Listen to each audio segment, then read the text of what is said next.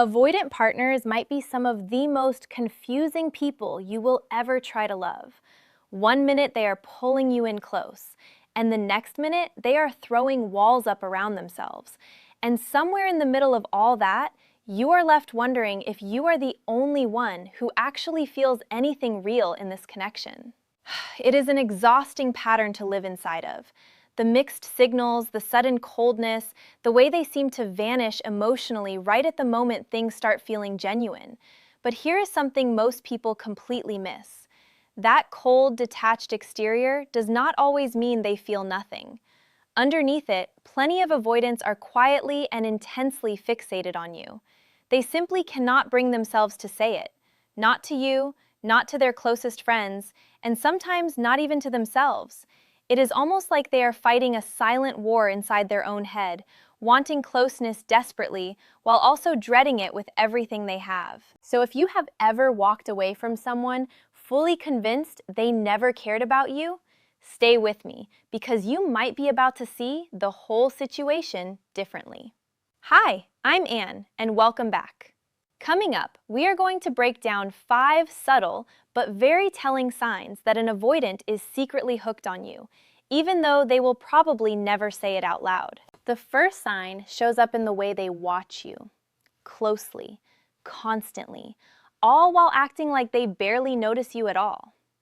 Avoidants tend to be intensely tuned into your world, your mood shifts, who you are spending time with, what you post online, the small rhythm of your everyday life. And yet they will rarely let on that any of it actually registers with them. They might seem totally unbothered when you casually mention something happening in your life, only to bring it back up days later, referencing a tiny detail so specific that you instantly know they were paying far more attention than they let on. It is almost like they are quietly collecting information about you from a safe distance, soaking in everything emotionally while refusing to actually engage with you directly. They will leave your messages sitting unread for hours, yet your story gets watched within seconds of you posting it. They will seem distant when you are together in person, but the second someone else gets a little too close to you, you will catch a flash of irritation they cannot quite hide fast enough. That silence people mistake for indifference. It is often the exact opposite. It is a strong internal reaction they have simply gotten very skilled at hiding. The truth is, they feel a great deal. They have just spent years training themselves not to show any of it. The second sign reveals itself the moment you flip the script and start mirroring their own distance back at them. And suddenly something in them shifts. It rarely looks like genuine openness or vulnerability, though. More often, you will notice them turning a little passive-aggressive, nitpicking small things about you out of nowhere, or deliberately going cold themselves just so they can feel like they have the upper hand again. But that is only the surface. Underneath, they are actually unraveling a little. Here is why. Avoidants tend to feel most in control when they are the ones setting the distance. The moment you pull your own energy back instead, it completely disrupts that sense of control they have built their entire coping style around. All at once, their deepest fear, being left behind, being too emotionally exposed, comes flooding in. Do not expect grand romantic gestures or flowers showing up on your doorstep, though. What you will actually notice is much smaller but still telling, more frequent texts, questions that circle around what is really on their mind without ever directly asking it, or them suddenly appearing somewhere you happen to be. They cannot bring themselves to admit they are completely wrapped up in thoughts of you, so instead, they play a quiet, careful game trying to hold on to you without ever explaining why. Here is the third sign. Avoidants love acting like whatever you have together is no big deal, but their memory tells a completely different story. This is one of the most revealing clues that they are far more invested than they let on. They will remember oddly specific things, the name of your childhood pet, your usual coffee order, some passing comment you made 6 months ago about a dream you once had. People who genuinely do not care do not hold on to details like that. But when someone is secretly attached and working hard to bury that feeling, their mind stores it anyway, almost like emotional evidence they cannot quite manage to delete. They might go quiet for days at a stretch, and then out of nowhere they will bring up something that matters to you, something you did not even realize had registered with them at all. It is their quiet way of proving, "I was listening," without ever having to actually say, "I care." This is the constant tug of war avoidants live inside of, trying to keep their guard firmly up and limit how exposed they feel, all while that hidden attachment to you keeps quietly pulling at them anyway. The fourth sign is honestly one of the more puzzling ones to notice. They keep showing up around you without ever actually reaching out directly. They are not calling to make plans with you, but somehow you keep noticing them nearby, liking your friends' posts, turning up at the same events, suddenly active online at the exact same moment you happen to be. It is like they are finding little ways to exist in your orbit without ever fully stepping into it. There is a reason behind this. It lets them feel close enough to register your presence while still keeping enough distance to avoid the risk of being turned away. They protect themselves by staying just one step removed, near enough to keep watching, far enough that they can deny it ever meant anything at all. Call them out on it and they will brush it off as coincidence, or act like you are reading way too much into things, but you are not imagining any of it. That pattern of accidental closeness, showing up again and again, is usually a quiet trail of breadcrumbs leading straight back to a fixation they are too afraid to actually face head-on. And here is the fifth and final sign, arguably the hardest one to sit through. Just as things start feeling genuinely close, they suddenly pull away hard. The reason comes down to this. For an avoidant nervous system, deep intimacy and deep obsession trigger the exact same internal alarm, a loss of control. The moment they realize they are actually falling for you, their mind flips straight into self-protection mode. Suddenly, there is a fight over something small, a disappearing act, or talk about needing space. None of that means they do not want you. If anything, it means they want you so badly that it genuinely frightens them. When an avoidant gets this attached, their emotional wiring turns in on itself. The closer you get, the more likely they are to shut the door completely, terrified of being overwhelmed, left behind, or exposed in a way that feels humiliating to them. What most people never realize, though, is that dramatic retreat usually is not evidence of indifference at all. It is often proof that they cared more than they knew how to actually handle. So what should you actually do if you suspect an avoidant is secretly fixated on you? Start here. This is not your project to fix. Obsession and emotional availability are not the same thing at all, and you can be the person occupying their every thought while still feeling completely alone inside the relationship. Your instincts might be picking up on something entirely real, but real does not automatically mean healthy. An avoidant caught in this kind of secret fixation is usually trapped inside their own fear, and unless they are actively working to face that fear, your patience and your love will only carry the relationship so far. You deserve a connection built on clarity, not constant guesswork. You deserve to be loved out loud, not just sensed in fragments and long silences. That said, do not dismiss what you are picking up on either.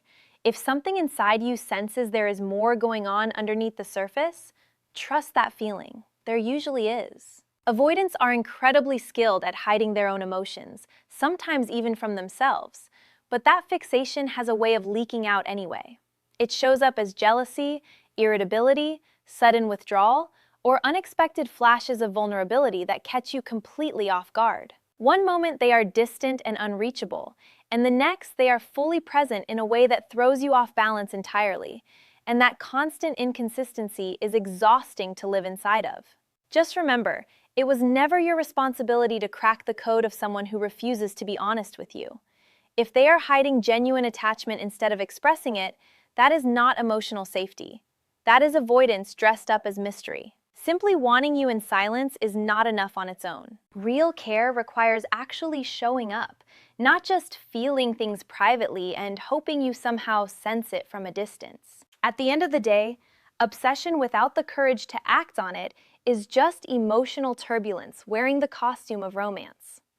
It might feel intoxicating for your ego in the moment, but over time, it will quietly drain you dry.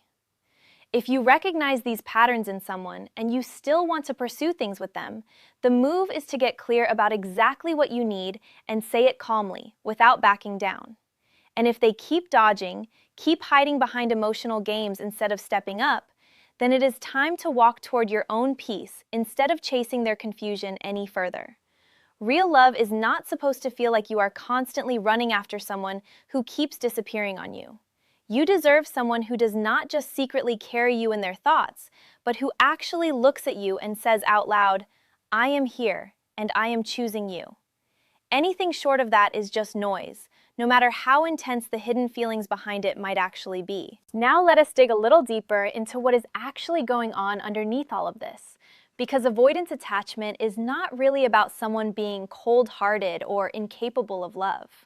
It usually traces back to early experiences where closeness felt unsafe or unreliable in some way. Maybe their emotional needs were not consistently met when they were a child, or maybe vulnerability was met with criticism, dismissal, or even ridicule. So the nervous system adapts. It learns that the safest way to survive emotionally is to stay fiercely self-sufficient, to never need anyone too much, because needing someone once felt like setting yourself up for disappointment. That adaptation worked when they were small and had no real control over their environment, but carried into adulthood, it quietly becomes a trap. The same wiring that once protected them now sabotages the very connection they are craving, because closeness still registers in their body as danger, even when their mind logically knows better. It also helps to understand that there is not just one flavor of avoidant. Dismissive avoidants tend to genuinely convince themselves they do not need closeness at all. They minimize their own feelings so well that even they believe the detachment is real, until something eventually cracks the surface. Fearful avoidants, on the other hand, usually want intimacy quite desperately, but are equally terrified of it, so they bounce between pulling someone close and pushing them away almost in the very same breath. This is why dealing with an avoidant can feel so disorienting. You are not imagining the whiplash. You are watching someone caught between two competing instincts, the instinct to attach and the instinct to flee, both firing at the exact same time, with neither one ever fully winning. Something else worth knowing is that avoidants often are not lying when they say they need space, but the timing usually says more than the actual words do. If someone asks for distance right after a moment of real emotional closeness, that is rarely a coincidence. It is typically their system hitting a kind of internal overload, where intimacy spiked faster than their capacity to tolerate it. This is different from someone who simply is not interested. Disinterest tends to be flat and consistent. Avoidant fixation looks much more like a pendulum. Warmth, then withdrawal, then warmth again, because the person is genuinely fighting themselves, not just stringing you along for sport. That distinction matters because it changes how you interpret the silence. It is not always indifference. Sometimes it is quiet panic wearing indifference as a disguise. What matters most, though, is not letting this understanding turn into an excuse to stay stuck inside a confusing dynamic. Having compassion for why someone is avoidant does not mean you owe them unlimited patience while they figure themselves out at your expense. Insight should change how you interpret their behavior, not lower your standards for how you deserve to be treated. Plenty of people move through avoidant patterns and learn to show up differently, but that requires real self-awareness and genuine effort on their part, not just quiet longing they never act on. If someone is willing to look at their patterns honestly, name their fear out loud, and slowly practice staying present instead of running, that is someone worth being patient with. But if the fixation stays locked behind silence indefinitely with no real movement toward vulnerability, then no amount of understanding the psychology behind it will make that connection feel safe or sustainable for you. Something that trips a lot of people up is trying to tell the difference between an avoidant who is secretly fixated and someone who genuinely just is not that invested. On the surface, both can look fairly similar: inconsistent texting, vague answers about the future, reluctance to label things clearly. But if you pay attention to the underlying pattern, the differences start to show themselves. Someone who truly does not care tends to be predictably absent. There is no real effort hiding underneath the distance, no slip-ups that reveal they were paying attention, no jealousy when someone else shows interest in you. An avoidant who is quietly fixated, though, leaves traces behind. They circle back. They remember things they should not, given how detached they act on the surface. They get strangely affected by news that should not affect someone who is truly indifferent. The contradiction itself is the clue. Genuine disinterest is consistent. Avoidant fixation is contradictory because the person is fighting two opposing urges at the exact same time. It is also worth talking about what happens on the other side of this, if you recognize yourself as the avoidant one in this dynamic, rather than the person trying to decode someone else. A lot of people do not even realize they are doing this until a pattern repeats enough times that it becomes impossible to ignore, falling for someone, then quietly sabotaging the closeness the moment it starts to feel real. If that sounds familiar, the work is not about forcing yourself to suddenly become emotionally expressive overnight. It is slower than that. It usually starts with simply noticing the urge to withdraw without immediately acting on it, pausing long enough to ask yourself what you are actually afraid of in that moment, instead of automatically creating distance to protect yourself. Over time, that small pause is what starts to rewire the pattern, because you are teaching your own nervous system that closeness does not have to end the way it once did. There is also a practical layer to navigating this if you are on the receiving end of someone else's avoidance. One of the healthiest things you can do is stop trying to manage their emotions for them. It is tempting to soften every interaction, offer constant reassurance, or tiptoe around certain topics so they do not feel pressured. But that often just reinforces the avoidance instead of helping them move through it. What tends to work far better is staying calm and consistent yourself. Stating your needs plainly without chasing or pleading, and then watching what they actually do with that information. Words matter far less here than behavior over time. Someone working through avoidant patterns in a healthy way will eventually show small, consistent signs of effort, initiating contact, tolerating vulnerable conversations without shutting down completely, following through on plans they actually make. If none of that ever materializes, no matter how much insight you have into their psychology, the relationship itself stays stuck in the exact same loop. There is one more layer worth sitting with here, and it has to do with timing itself. Notice when the warmth tends to arrive. Is it right after you pulled back? Right after you seemed genuinely fine without them? Right after a conversation where you finally sounded like you were moving on? If the pattern lines up that way again and again, that is not coincidence. That is a nervous system responding to the fear of losing access to you, not a heart responding to genuine readiness. It can look identical from the outside, a sweet message, a thoughtful gesture, but the motivation underneath is completely different. And learning to notice that difference will save you an enormous amount of confusion going forward. Pay attention less to what they say in any single moment, and more to the pattern that repeats across weeks and months, because patterns rarely lie, even when people do. It also helps to remember that healing on your end does not require them to change at all. You can fully understand every psychological reason behind their behavior and still decide it is not something you are willing to keep living inside of. Understanding is not the same as accepting, and compassion for someone's wounds does not mean you have to keep offering yourself up as the place where those wounds get worked out. Your job is not to become their therapist, their proof of safety, or their evidence that love will not hurt them. Your job is simply to keep choosing what actually feels peaceful and honest for you, one decision at a time, regardless of what they eventually figure out about themselves. There is also something worth saying about the friends and family who watch this unfold from the outside, because they usually see the pattern long before you are ready to admit it to yourself. They notice the way your mood rises and falls with a single text message. They notice how often you check your phone, how quickly your whole day can shift because of one small gesture from someone who otherwise gives you almost nothing consistent. It is not that they do not understand attraction or chemistry. It is that they can see the toll it is taking on you from a distance you cannot access while you are still inside it. Sometimes the most loving thing someone can do for you is gently point out that you deserve more than crumbs dressed up as connection, even if you are not ready to hear it in that moment. Listening to that outside perspective, even when it stings a little, is often one of the fastest ways to get some clarity back. It is also worth naming that healing from this kind of dynamic does not happen overnight, and there is nothing wrong with you if it takes longer than you expected. You might understand every single pattern described here and still catch yourself checking their story, still feel that small flicker of hope when their name pops up on your screen. That does not mean you have failed at moving on.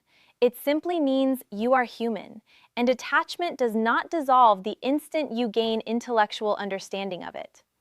Give yourself permission to still feel pulled sometimes while you keep choosing, day after day, to act in ways that protect your own peace. Progress here usually looks like small, repeated choices, rather than one dramatic moment of letting go completely. Ultimately, understanding avoidant attachment is less about finding some clever way to win someone over, and more about protecting your own emotional clarity while you decide what you are actually willing to accept.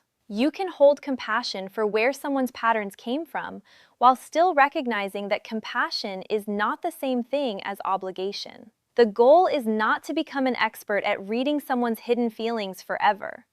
It is to reach a place where you do not have to guess at all, because the people you keep around are willing to tell you the truth, even when it is uncomfortable for them to do so. If any of these signs hit close to home tonight, whether about someone in your life or maybe even about yourself, just know that recognizing these patterns is genuinely the first step toward building something healthier going forward. Avoidant attachment can get messy and complicated, but you are still owed clarity and honesty, not silent fixation wrapped up in mixed signals. Drop your own story down in the comments. I would genuinely love to hear it. Have you ever experienced someone who clearly acted obsessed but never actually said the words out loud? Take good care of your heart and do not forget, you deserve to be truly seen and loved fully, out loud and without any guesswork at all. Be gentle with yourself while you sort through all of this, because clarity tends to arrive slowly, in small, honest moments, not all at once, and every bit of that slow progress still counts. I'll see you in the next one.